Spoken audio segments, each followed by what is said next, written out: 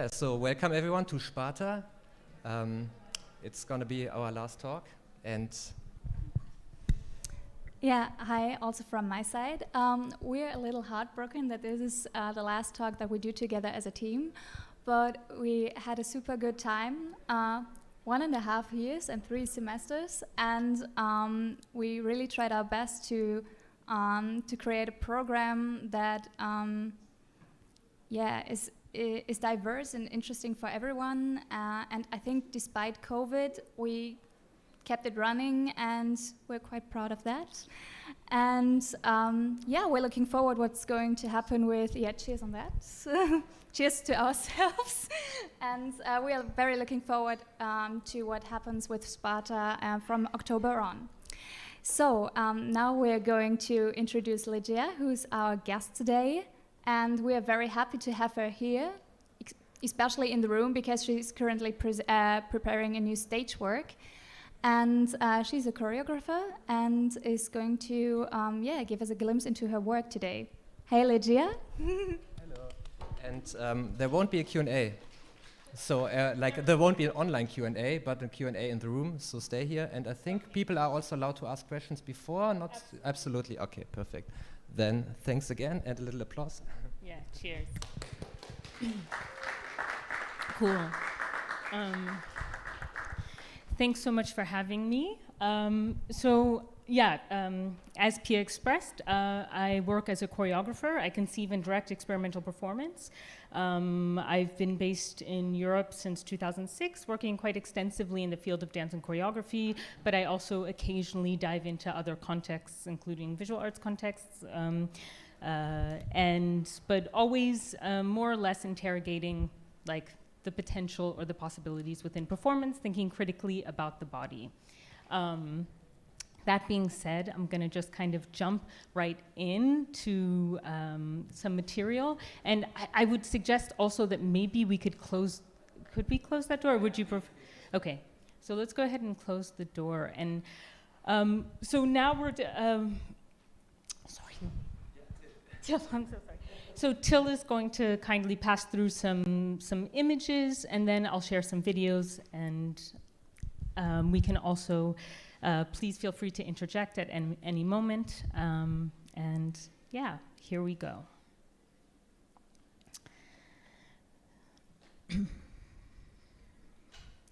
Once upon a time, there was a child who was willful and did not do as her mother had wished.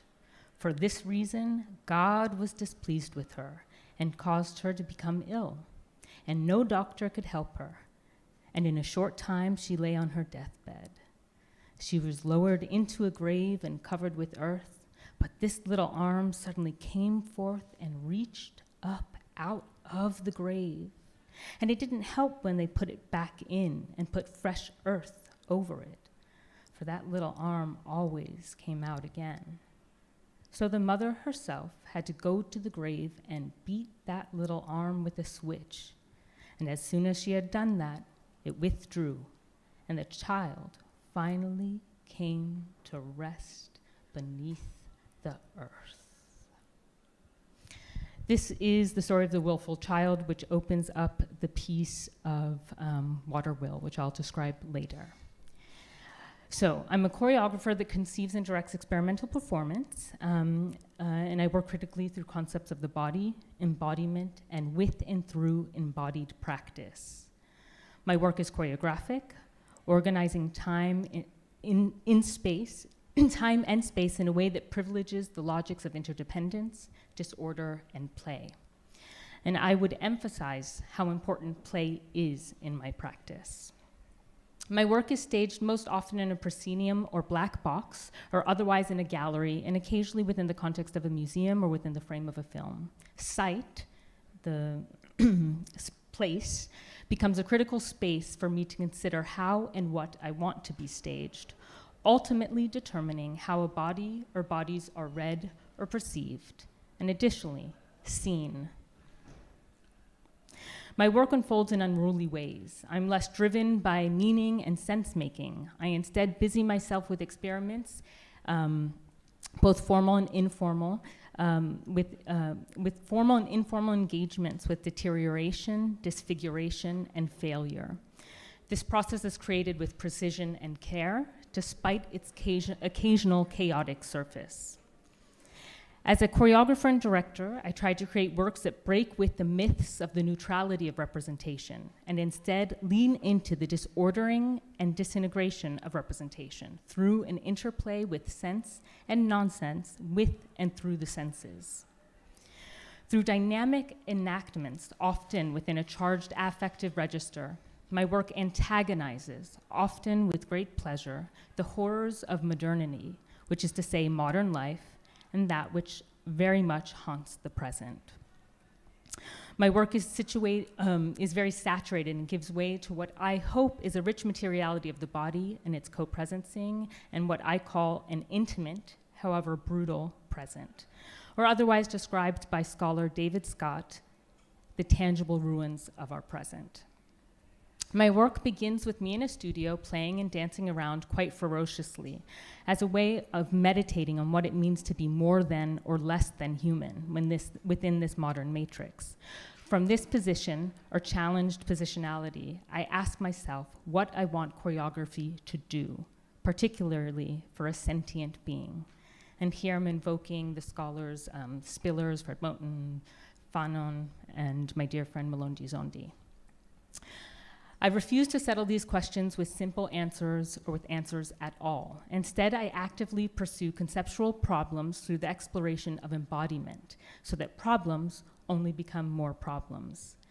I engage performers, all marked differently within a social schema, within a porous relationship to one another, and more importantly within sight, both sight, the space, and sight, seeing, that hosts this encounter, meeting, or gathering.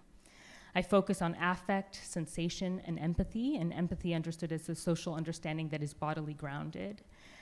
These elements are my choreographic tools that enable me to lean into deviant modes of presentation in order to create pieces in search of the disruptive, anarchic, and enigmatic qualities of both my lived experience and that of which I wish to experience. My work, the process of its creation, more so than its dissemination, allows me the possibilities of rethinking, rearranging, and also unlearning ways in which I understand what a body is, symbolically, historically, materially, but also by imagining what it could come to mean within another material unfolding, and its thingliness, and its nothingness. And thinking about the flesh, and the various ways in which I attempt to mobilize it, which often requires disrupting or breaking the frame, literally, like in my stage work Water Will, or in Minor Matter, by losing the hold of representation itself through various enactments of falling and collapse, or in Sorrow Swag, by breaking the frame of reference with a primal scream that breaks the white whole image that precedes it, or in Sensation 1, being fully embodied in the fleshiness of a perceived song. It's no longer my most recent work, but a work that I developed in 2021, 2020, Deader Than Dead. I take a critical position towards representation itself, staging instead through an anti-realist lens in an allegorical manner, without resolve, and with a kind of dramaturgical looping, the impossibility of staging Black life within the hold of a museum. And that work I'll discuss later. Still Not Still is the work that succeeds it. It's its theatrical counterpart, and it's made for the proscenium. And it's my latest work, although I'm in the process of developing a new work, which I can describe later, called Applaud a Scandal. And I'll share with you Still Not Still excerpts in a bit. So with my choreographies, I try to provoke possibilities for thinking and feeling outside of restrictive logics of the body, left unchallenged within my field, and to utilize a potentiality that is always in excess of itself, always unknowing to itself, and an endless unfolding. And in doing so, I develop alternative renderings of the body, or the body rendered in alterity, or in an unabashed claim to otherness, to Blackness. And in doing so, I try to create these fantastical, theatrical, performative objects that are often very challenging for me and for my audience. Tina Post, a scholar based in the United States, describes my practice as the poetic register, describes qualities of my work in an essay in ASAP Journal. And she says, the poetic register is dependent upon image, upon the description of what something is, rather than what it means. Yet what poem doesn't mean? What poem, by way of the metaphors of description, the sound, the juxtaposition of one thing to another, doesn't find a way of coding the thick description, a way to provide the analytic of culture, of politics, of economics, of metaphysics, of psychology. This is, or at least why, to poetry.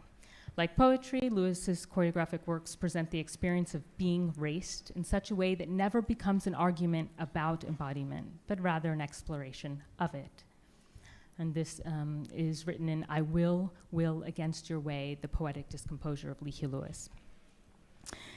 It's through a poetics that I attempt to share embodiments with and through an embodied practice, not delimited by language. I work through an affective register to better understand racial difference while simultaneously understanding the limits of such a reading.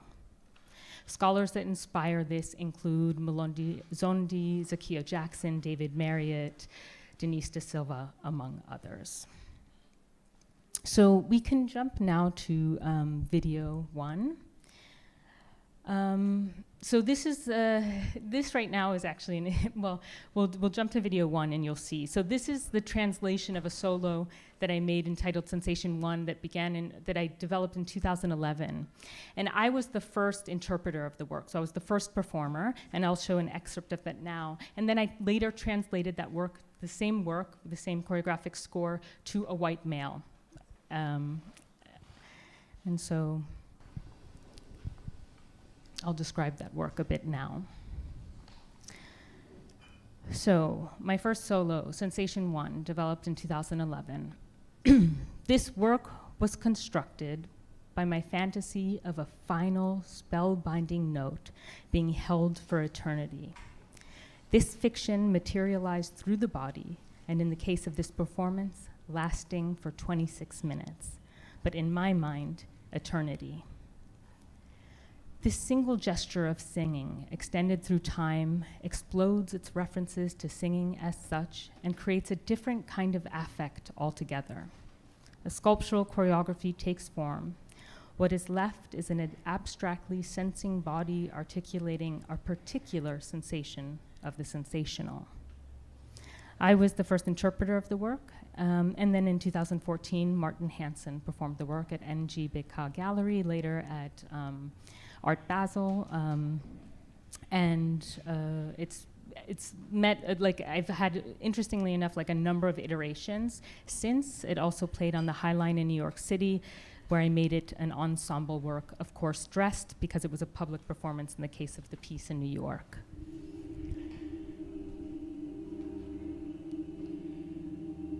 In the structure of the piece, the body starts as primary, but it is later revealed to be the secondary to a piece of music that plays after the score is finished and played in complete darkness. Whitney Houston's I Will Always Love You, performed live for the VH1 Divas Live concert in 1999. This choice for this particular rendition is very important.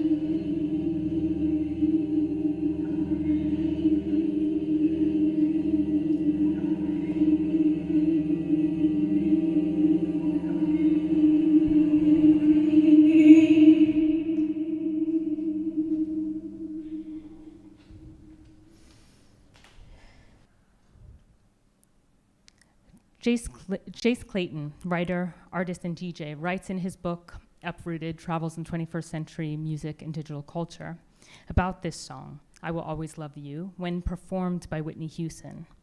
I and you, these brief words can last for seconds here, long enough to make sure we all know just how large they really are.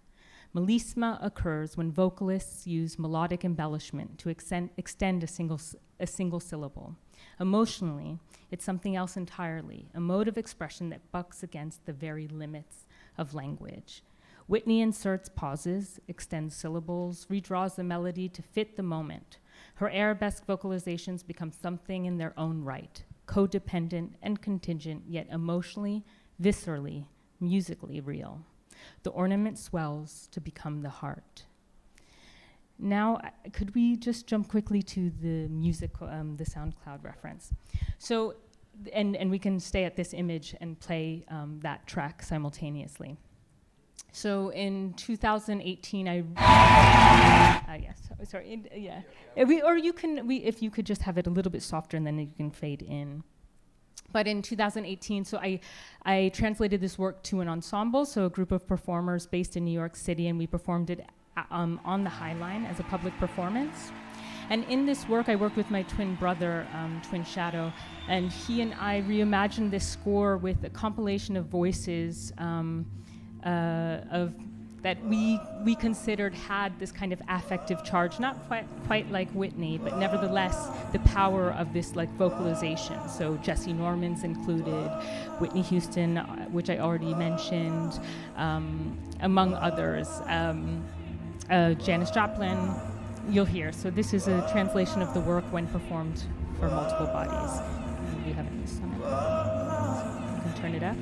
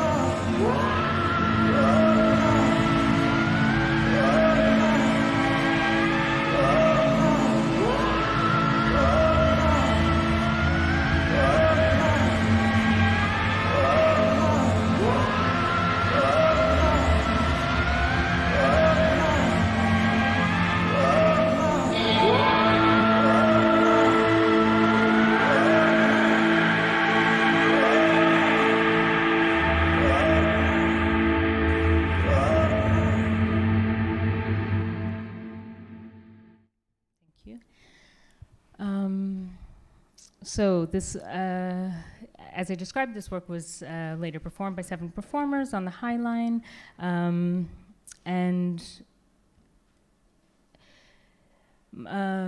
let's see. Sorry, I'm moving through. Yeah, well, let's go ahead and jump ahead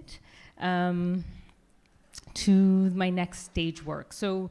I'm jumping back to 2014 when I decided, after developing Sensation 1 and kind of experimenting a little bit more with kind of score-based work, I wanted to approach the theater in a way that could interrogate this question of suffering and grief, but was something that I felt like had to pass through a white male figure first, and I can describe the reasons for that a little bit later in the Q&A, but I would go ahead and already just jump to the video so that you have something else to see. But what you'll see is a kind of, my work is definitely affectively charged, but, and I kind of, I tried to steer away from sort of thinking about affect as a way of just a kind of uniting quality of humanness, let's say, or I don't know if any of you are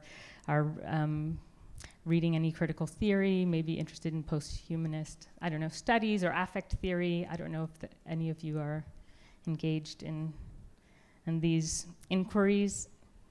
Yes, and yes, a little bit. Okay, if not, that's also totally fine. But there's something very specific to the affective register of Blackness that I'm kind of interested in kind of interrogating, or the kind of limits of its legibility. And so I'm often jumping, I work multiracially, right? And I work with different performers that are raced very differently, but I'm still interested in this kind of to best describe it? All of the nuances of affect, but also their limits of legibility depending on who's performing this affect. So I developed a work, Sorrow Swag, that was built on this idea of a primal scream. And this primal scream is performed for a really long time, which anyone that knows theater knows that that's like a big no-go. Like, you just don't do that, right? So I started from there and built backwards, playing with these kind of modernist texts to like break them open, give them a kind of rhythmic sensibility, and they're performed by a white male figure that's kind of wrestling with himself within the frame of the theater. And it's very theatrical, comical, and quite tragic. And I'll just show some excerpts now.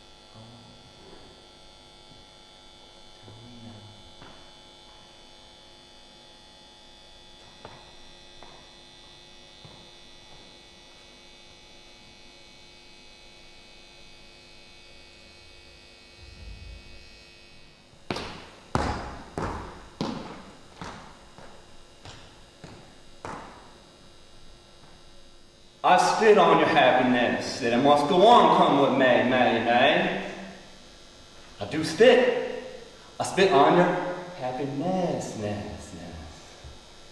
I spit. Spit on your happiness, I spit on you, you're all dogs. You're a dog, you're a dog. You are a dog. You're a dog. You are all dogs! You are all, come on! You are a dog! You lick what you smell! You are all D-A-W-G, the dogs!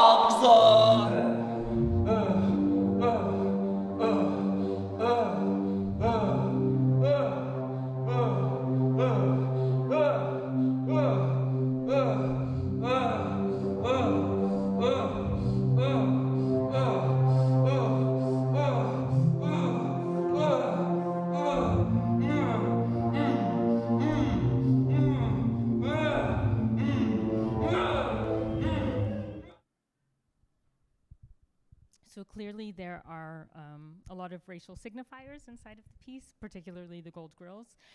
And I also performed the work, and you can imagine the difference of what happens when it's performed on my body versus a white male figure. And this is once again one of the things that I'm interested in exploring is the kind of the different degrees of legibility when it comes to grief and suffering, and what the kind of Western European framework of the theater permits and doesn't permit, and what are the kind of ways of rethinking, seeing, and doing inside of this frame in order to destabilize some of its logics that are absolutely racialized. And so I'm constantly challenging this thing of neutrality and what's representable. We'll go ahead and jump now to Minor Matter, which is a trio that I developed in 2016 with performers Tamer Hector Mankella and Jonathan Gonzalez. And this work was an exploration of Black diasporic being and feeling, and explored through the logics of interdependence and charged gathering and anarchic play. If we could just jump now to the video of about 17 minutes, and we'll just pass through. Oh, it doesn't say. The marker doesn't say where.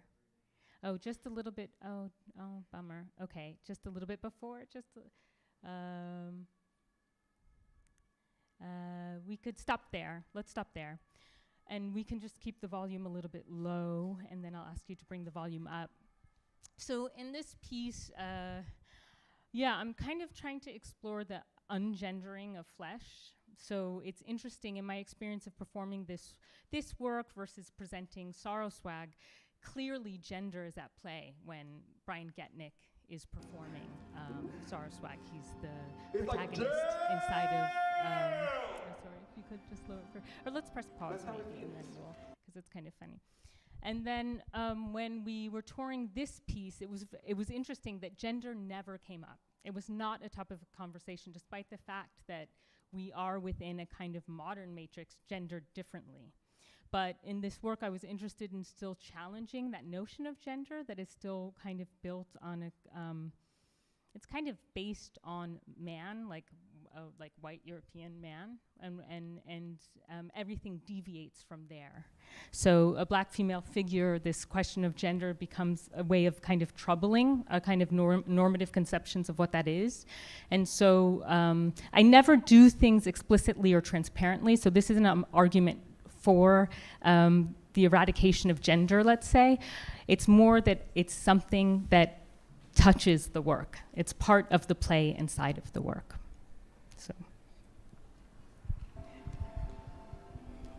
So we can and that's when you have to make the choice, and I made that choice. Make the choice to be an assertive bitch. You see, and assertive bitches don't make friends. They make enemies. But that's okay. That's okay. Because I'm not here for friends. I'm here for legacy.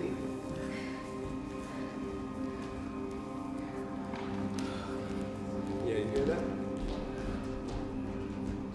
You see, and that might make some people angry. You see, I show up to work late every single day, And some people might be angry about it, but they know from the moment I step in the door until the moment I leave, I give every fiber of my being until I'm spent, And that's what I'm talking about, quality. Let me apologize, gotta hit the T hard. Quality, gotta hit the T. It's like that, you feel it all up inside you, And then you gotta make that choice, It's not easy to be an assertive bitch, so you fall into the pattern of being a mean girl, like you.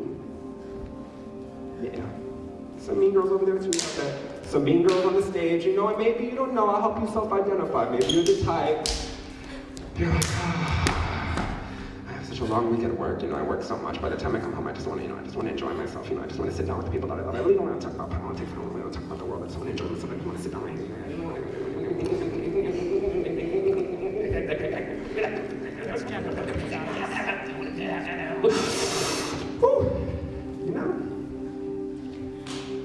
And that's okay. But here we are. This is Bitch 101. I'm your professor. We can go to a little bit later. This is a beautiful soliloquy, but it's just,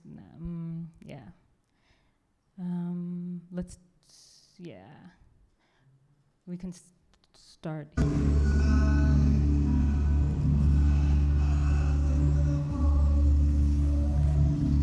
This is about an hour into the performance, so the piece passes through a number of situations.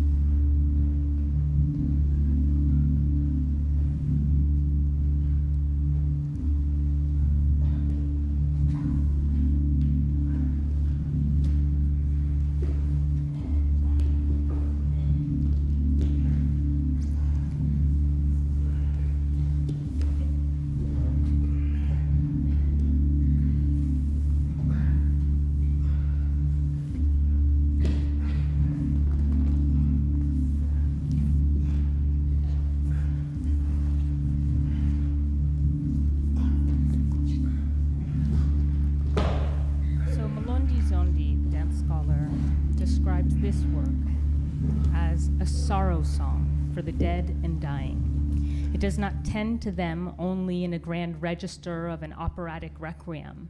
Instead, it is a dirge in a minor key with chromatic notes and unintelligible tones. It's also described by artist and critic Hannah Black. The black box and black people are blurred into one, becoming the minor matter of the title, a necessary substance, the liberating neutrality of space or flesh, held in common and taken for granted.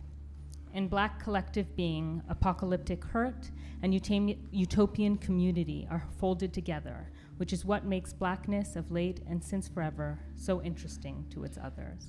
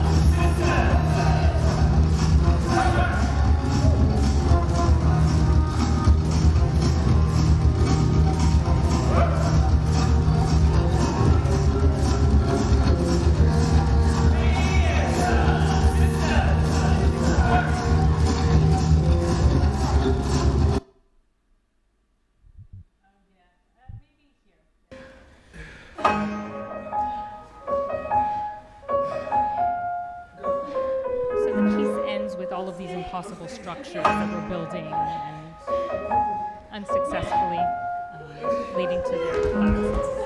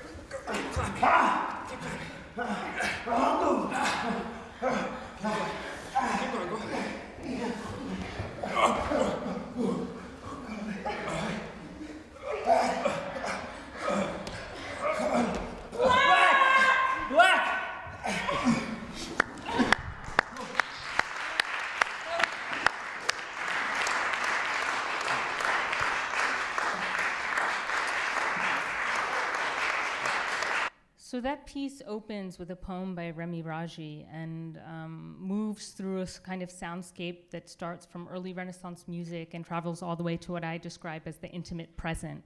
And that's the sound of the room, the situation of us falling and playing with one another, trying to climb and building these impossible structures that lend themselves to falling. Yeah, we can, if there are questions, maybe now would be a good moment to like pause, maybe, yeah, go ahead. Can you come here or somewhere there? Because the microphone's not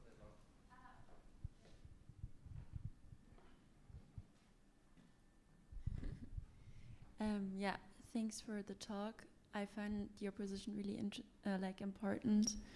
And I saw your piece at the How, in the summer, and there was a lot of grieving or mourning. It was a lot about that for me, and there was a lot of moments where people were kind of collapsing. Also, and I saw it here as well, or some kind of almost self-harming, all of a sudden dying.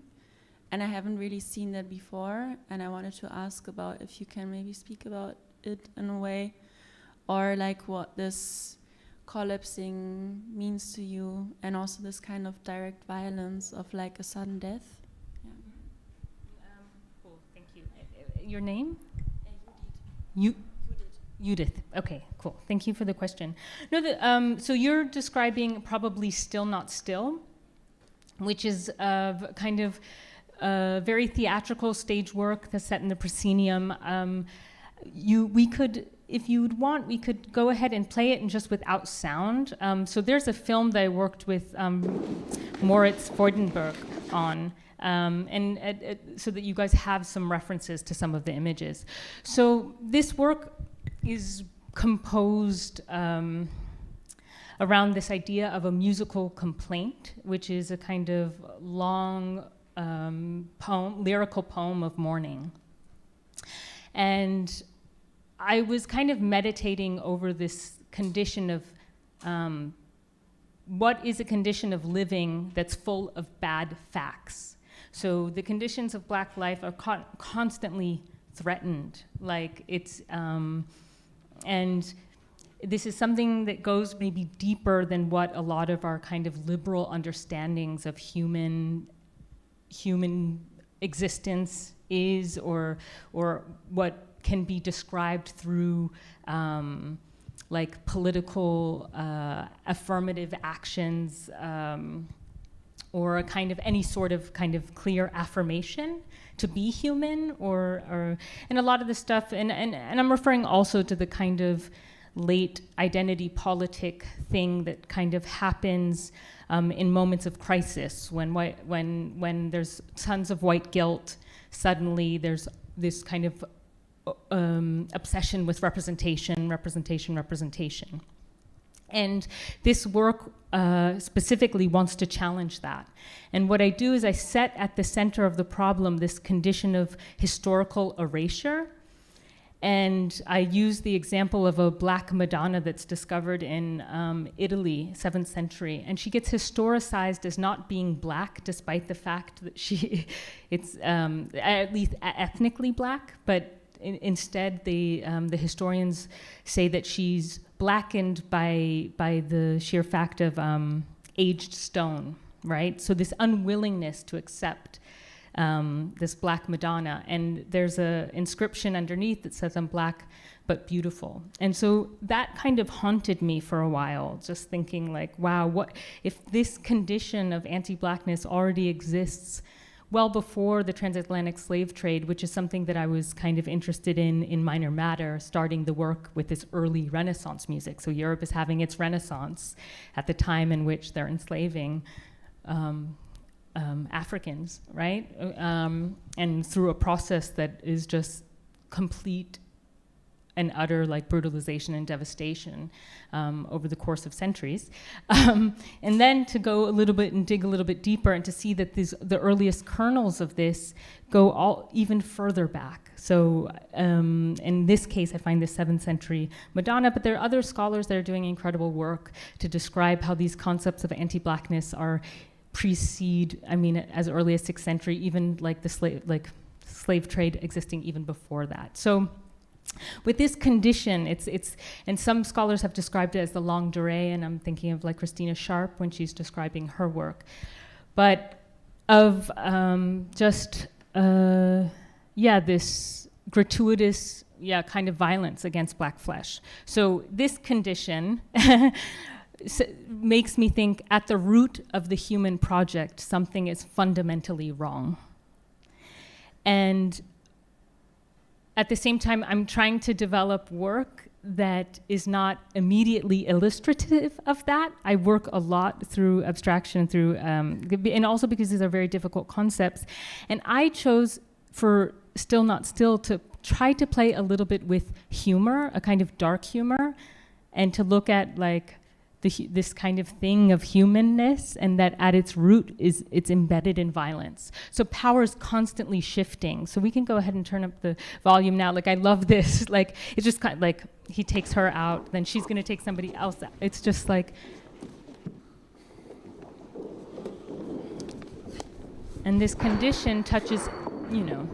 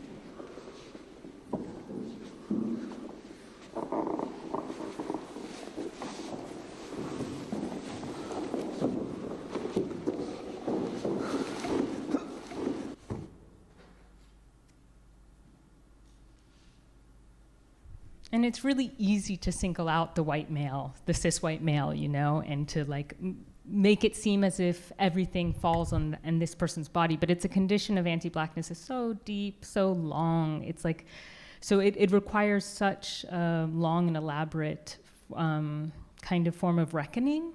And it's not to say that that's not true. There, you know, it's not to say that privilege isn't, you know, differentially distributed amongst bodies. It's just to say that maybe what we're after requires more than what we're willing, you know, maybe it requires that we give up more than what we're willing to in order to really see this thing through, you know? And so the piece kind of arrives at a soliloquy for Jolie and Gemi. and Congolese performer based now in Switzerland, where it's kind of like, yeah, it's all, you know, everyone's dead. At a certain point, all the whites are down. They're all dead. And this is like an hour and a half in, and the piece is played on loop. So, you know what I mean? And she's like, now what? Now I get to have the spoils of what's left, right? So it's like both a kind of, with kind of irony, I guess, in some ways, like what, you know, what's expected now, and it requires so much thinking, I think, on every aspect of being, and what it means to move in this world, you know, and I mean, I described also this process of working with, you know, Black and non-Western subjects. I mean, everyone's, you know, marked very differently, but it's this condition of the West that made the world. The image is made in Europe's image. And this condition has produced such tremendous devastation across large parts of the globe. And, you know, I don't even have to really even stand here and say that. It's like so obvious. But then one has to ask, if it's so obvious, then why isn't it? Why haven't we seen any significant shift? And so this work is not very hopeful of progress, or maybe it's not progress that we have to look into. I guess there's, and I'm playing, you know, once again, I've also said that I'm not a sociologist. Like I actually am interested in making resonant images, and that's, so, but I'm wrestling with these things at the same time to try to not romanticize resistance and uplift and you know, all of these things that turn into these kind of romantic narratives maybe are hurt more than just dealing with the reality that something's fundamentally wrong, and maybe some of us don't want to be human at all, you know, or we don't want into that project. We want something else. So maybe we play this to the end, and then I would leave it here. Or you can just play it. From here with a full audio, and I'll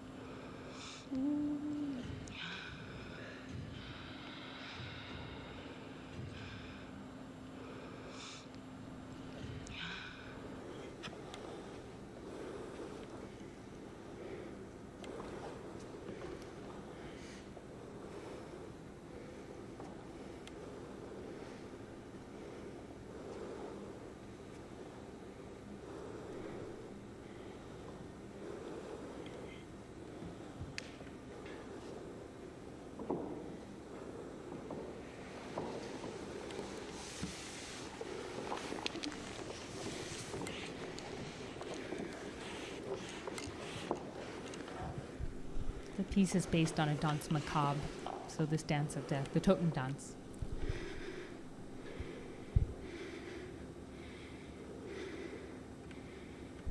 The Toten dance gone Western.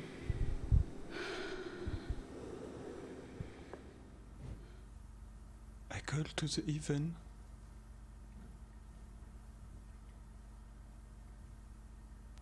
You don't care?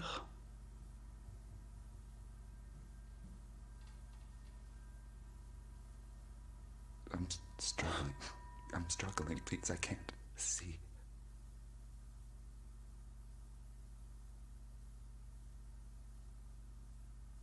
I can't see. My knee.